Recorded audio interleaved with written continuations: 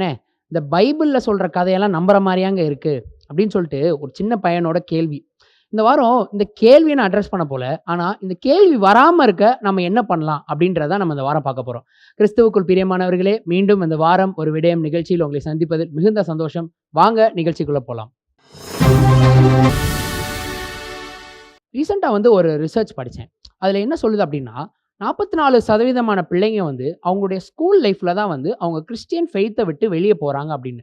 இதுக்கு என்ன காரணம் அப்படின்னா, அவங்க இதுவரைக்கும் அவங்க பைபிள்ல படிச்ச சம்பவங்களும், அவங்களுக்கு ஸ்கூல்ல சொல்லி தரப்படுற விஷயங்களும் 2மே கான்ட்ரடிக்டிங்கா இருக்கு. அதாவது முரண்பாடா இருக்குன்னு அவங்க ஃபீல் பண்றனால, அவங்க அத விட்டு விலகி போறாங்க. அப்போ என்ன ஆகுதுன்னா, பிள்ளைங்களுக்கு எதுல அவங்களுக்கு ஆதாரம் நெறைய இருக்கோ அப்படின்னு அவங்க ஃபீல் பண்றாங்களோ, அவங்க அத பற்றிக் கொள்றாங்க. ஏன்னா இப்போ டெக்னாலஜி அதிகமாயிருச்சு பாருங்களேன். எது ஒண்ணுனாலும் பிள்ளைங்க என்ன செய்றாங்க, Googleல போடுறாங்க, இல்ல மொபைல்ல, இன்டர்நெட்ல ஏதோ ஒண்ணு சர்ச் பண்றாங்க, இல்ல ஏஐல சர்ச் பண்றாங்க. ஏஐ என்ன சொல்லுதோ, அத அப்படியே அவங்க அண்டர்ஸ்டாண்ட் பண்ற நிலைமையில இருக்காங்க. அப்போ என்ன கேள்வி அவங்களுக்குள்ள வருது, இந்த பைபிள்ல இருக்க கதைகள்லாம் உண்மைதானா அப்படின்னு அவங்களுக்குள்ள ஒரு குவெஸ்டின் வருது. இப்போ இது இருக்கட்டும், நான் வேற ஒரு விஷயத்த உங்களுக்கு ஒண்ணு சொல்றேன். ஒரு கதை உங்களுக்கு ஒண்ணு சொல்றேன். ஒரு ஊர்ல ஒருத்தன் போட்ல போயிட்டு இருக்கான். அவன் அந்த போட்ல இருந்து தண்ணிக்குள்ள குதிக்கிறான். குதிச்ச உடனே அவன ஒரு பெரிய திமிங்கலம் அப்படியே முழுங்கிருச்சு. முழுங்குன கொஞ்ச நேரத்துக்கு அப்புறம் அவன திரும்ப வெளிய தண்ணீல துப்பிருச்சு. இப்போ இத சொன்னோனே பெரும்பாலும் நமக்கெல்லாம் என்ன ஞாபகம் வரும்? யோனாவோட கதை தான் ஞாபகம் வரும். இப்ப இதே இத நான் வேற மாரி சொல்றேனே. ரீசென்ட்டா ஒரு நியூஸ் என்ன அப்படின்னா, ஒருத்தன் போட்ல இருந்து தண்ணிக்குள்ள குதிக்கும்போது அவன ஒரு திமிங்கலம் முழுங்கிருச்சு. அவன திமிங்கலம் ஒரு 30, 40 செகண்டுக்கு அப்புறம் திரும்ப வெளிய துப்புது. இப்போ இதே இது நான் ஒரு நியூஸும் அதோட எவிடன்ஸோட உங்களுக்கு நான் போடும்போது, உங்களுக்கு அதோட வியூவே வேற மாரி இருக்கும். இப்ப நான் சொன்னது ஒரு உண்மையான சம்பவம். அதாவது 2021ல ப்ராவின்ஸ் டவுன்ல மைக்கேல் பெக்கார்ட் அப்படின்ற ஒரு லாப்ஸ்டர் டைவர். இவர் அவர் சீ டைவிங் பண்ணும்போது, திடீர்னு பின்னால இருந்து அவர் ஒரு திமிங்கலம் முழுசா முழுங்கிருது. அதுக்கப்புறம் ஒரு 30, 40 செகண்டுக்கு அப்புறம் மறுபடியும் அந்த திமிங்கலமே திரும்ப அவர வெளிய கரையில துப்புது. அவர் வெளிய பேட்டி குடுக்குறாரு. இந்த மாரி உள்ள நான் முங்குனோனே நான் ஒரு ஷார்க், ஒரு சுறா தான் என்னைய முழுங்கிருச்சு. நான் சாக போறேன்னு நெனச்சேன். பட் எனக்கு கொஞ்ச நேரத்துக்கு அப்புறம் தான் நான் உணர்ந்தேன். நான் ஒரு திமிங்கலத்துக்குள்ள இருக்கேன் அப்படின்றது. இப்போ ஒரே விஷயத்த நான் ஒரு ஸ்டோரின்னு நான் சொல்லும்போது நம்ம மைண்டுக்கு ஒரு கதை வருது. ஆனா, நான் நியூஸ் அப்படின்னு சொல்லி, நான் அது சில ஆதாரங்களோட உங்களுக்கு நான் பிரசன்ட் பண்ணும்போது, அது உங்க பார்வைக்கு நம்ம பார்வைக்கு அது டிஃபரெண்ட்டா இருக்கு. இது நம்மள மனிதனுடைய இயல்பு. அதே மாரி தான் நம்ம ஒரு பைபிள்ல இருக்கத, நம்ம ஒரு கதைன்னு எடுத்து சொல்லிக் குடுக்குறோம் அப்படின்னா, அவங்க பிள்ளைங்களோட மைண்ட்ல அது கதையாவே தான் பதிஞ்சுகிட்டே வரும். ஆனா, அதே அது ஒரு இன்சிடென்ட்டாவும், அது எப்படி எத்தன வருஷத்துக்கு முன்னாடி நடந்துச்சு அப்படின்னு, அத பொறுமையா அத நம்ம ஆதாரத்தோட நம்ம எக்ஸ்பிளைன் பண்ணும்போது, அவங்களுக்கு அது இன்னும் ஆழமா புரியும். ஒரு உதாரணம், அதிகமா பிள்ளைங்களுக்கு எப்ப தெரியுமா டவுட் வரும்? மெயினா நோவாவோட பேழையும், டைனோசர் இந்த 2 இடத்துல தான் அவங்களுக்கு கன்ஃப்யூஷன் வரும்.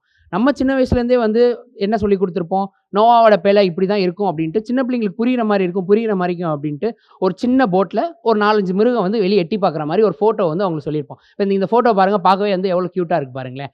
ஆனா, நோவாவோட பேழை உண்மையிலே எப்படி இருந்துச்சுன்றது பிப்ளிக்கலா பார்த்தோம்னா, அது இந்த ஃபோட்டோக்கும், ஒரிஜினலுக்கும் சம்மந்தமே இருக்காது. அப்போ இந்த ஃபோட்டோ பிள்ளைங்களோட மைண்ட்ல பதிஞ்சிருது. இப்போ அவங்க ஸ்கூல் போம்போது என்ன சொல்றாங்க? டைனோசர்லாம் 4 மில்லியன் இயர்ஸ்க்கு முன்னால உயிரோட இருந்துச்சு. அதுக்கு ப்ரூஃப்க்கு எலும்பு இருந்துச்சு, முட்டை இருந்துச்சு அப்படின்னு. அப்போ இவங்க மைண்ட்ல என்ன? அவ்வளோ பெரிய டைனோசர் எப்படிங்க அந்த போட்டுக்குள்ள இருக்க முடியும்? அப்போ நோவாவுடைய கதை ஒரு கதை தான் போல அப்படின்னு அவங்க மைண்ட்ல பதிய ஆரம்பிக்குது. இது எப்படி நம்ம பிள்ளைங்களுக்கு நம்ம எடுத்து சொல்ல முடியும்? உண்மையிலே டைனோசர் அந்த போட்ல இருந்திருக்க வாய்ப்பு இருக்கா? நான் வேணா வசனத்தோட ஆதாரத்தோட உங்களுக்கு ஒரு விஷயம் சொல்லி தரேனே. வாசிங்க. யோபுவின் புஸ்தகம் 40வது அதிகாரம் 15வது வசனம். இங்க வசனம் என்ன சொல்லுது அப்படின்னா, இப்போதும் பெகமோத்தை நீ கவனித்துப் பார். உன்னை உண்டாக்கினது போல அதையும் உண்டாக்கினேன்.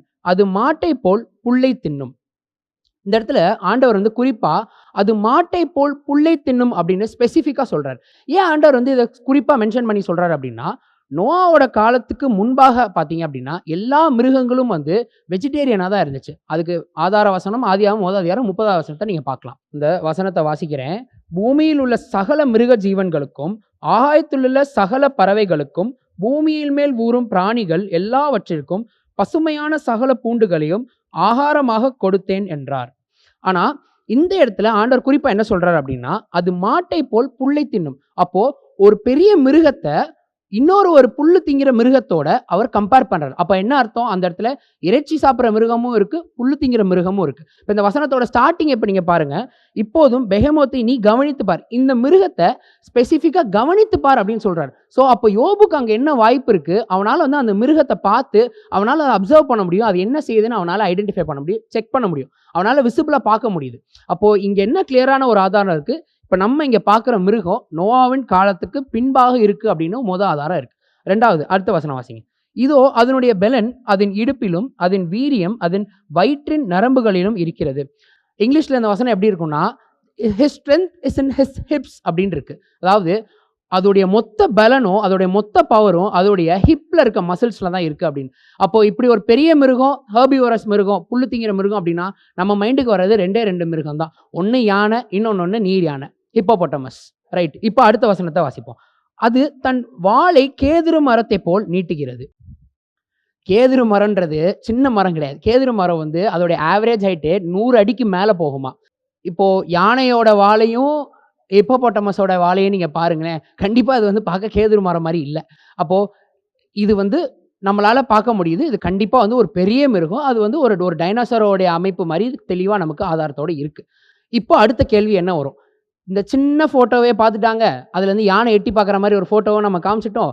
இப்போ இதில் எப்படி வந்து இவ்வளோ பெரிய டைனோசரை தூக்கி நம்ம உள்ளே உட்கார முடியும் அப்படின்ற கேள்வி பிள்ளைங்களுக்கு வருது. இதை எப்படி நம்ம அட்ரஸ் பண்ணலாம் அப்படின்னா, நல்லா தெரிஞ்சுக்கோங்க. பைபிளில் எங்கேயுமே வந்துட்டு ஒரு வயதான மிருகத்தை உள்ளே கூட்டிட்டு வான்னு ஆண்டவர் எங்கேயுமே சொல்லலை. அது ஏன் ஒரு சின்ன மிருகமாக இருக்காம்ல? ஏன்னா வந்து அந்த வெள்ளம்லாம் முடிஞ்சதுக்கப்புறம் உள்ள இருக்க மிருகம்லாம் வெளியே வந்தோடனே அது என்ன செய்ய போகுது? பலுகி பெருக தானே போகுது. அப்போ பலுகி பெருகிறதுக்கு நல்லா வயதில் கம்மியாக இருக்க மிருகமாக இருந்தால் தான் வந்து அதால் இன்னும் அதிகமாக பலுகி பெருக முடியும். அப்போ ப்ராக்டிக்கலாக பார்த்தோம்னா ஒரு ஸ்கிரிப்சர் படி பார்த்தோம்னாலுமே சரி, அந்த இடத்துல நிச்சயமாக ஒரு சின்ன டைனோசர் உள்ளே இருந்திருக்க ஆதாரத்தோட நம்மக்கிட்ட வந்து எவிடன்ஸ் இருக்குது. ரீசெண்டாக வந்து நான் ஒரு சர்வே மாதிரி கண்டக்ட் பண்ணேன். எனக்கு தெரிஞ்ச சண்டே கிளாஸ் எடுக்கிறவங்க எல்லாருக்கிட்டையும் வந்துட்டு ஒரு சின்ன ஒரு சர்வே மாதிரி அவங்கள்ட்ட கேட்கும்போது 50% பாதிக்கும் மேற்பட்டவங்க எப்படி சொல்லிக் கொடுக்குறாங்க அப்படின்னா, இது வந்து ஒரு இன்சிடென்ட் அப்படின்றதுல அது ரொம்ப ஸ்பெசிஃபிக்காக இருக்காங்க.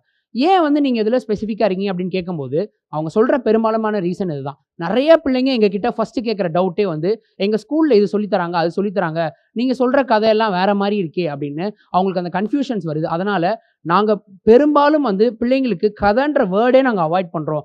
எப்பயுமே வந்து பிள்ளைங்களுக்கு ஒரு விஷயத்த நாங்கள் சொல்லிக் கொடுக்கும்போது, அது ஒரு இன்சிடெண்ட்டாக எடுத்து ஆதாரத்தோட சொல்லிக் கொடுக்கும்போது தான் அவங்க மனசில் அந்த விசுவாசம் இன்னும் அதிகமாகுது. அதை எங்களால் இன்னும் ஆழமாக அவங்களுக்கு புரிய வைக்க முடியுது அப்படின்றத அவங்க சொன்னாங்க. இது வந்து ரொம்ப ஒரு முக்கியமான ஒரு விஷயம். ஏன்னா இப்போ இந்த டெக்னாலஜி எல்லாமே இருக்கிறனால பிள்ளைங்க எப்படின்னா they are asking for more evidences. எங்களுக்கு வந்து ப்ரூஃப் எது அதிகமாக இருக்கோ, எது எங்களுக்கு வந்து புரிகிற மாதிரி இருக்கோ அதை தான் நாங்கள் அக்செப்ட் பண்ணிக்குவோம் அப்படின்ற ஒரு காலகட்டத்தில் இருக்கோம். இப்போது நம்ம விசுவாசத்தோட பிள்ளைங்களுக்கு வசனத்தை உள்ளதபடியாக நம்ம எடுத்து டீப்பாக எக்ஸ்பிளைன் பண்ணும்போது கண்டிப்பாக வந்து அவங்களுக்கு இதெல்லாம் உண்மையான சம்பவங்கள் அப்படின்றது அவங்களுக்கு நிச்சயமாக புரியும்.